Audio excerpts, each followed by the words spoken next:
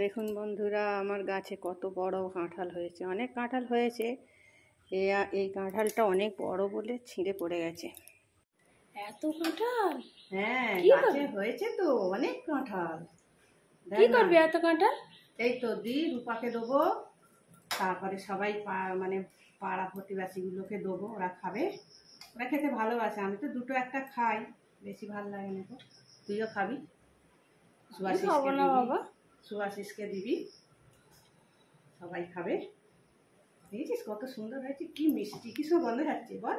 আমি খাবো না, যতই গন্ধ ছাড়ুক আর যাই ছাড়ুক। কেন? তাহলে কি অ্যাসিড করে? ও খেতে হবে।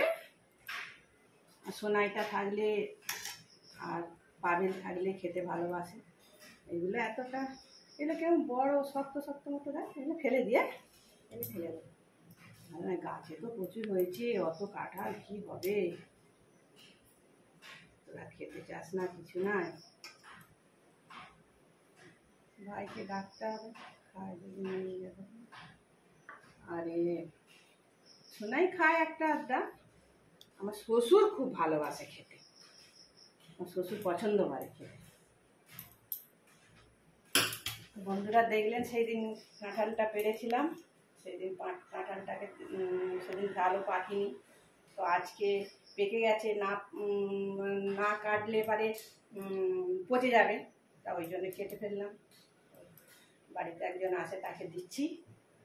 আপনাদের দেখুন, আপনারা আপনাদের ভালো লাগলে লাইক শেয়ার সাবস্ক্রাইব করে দেবেন।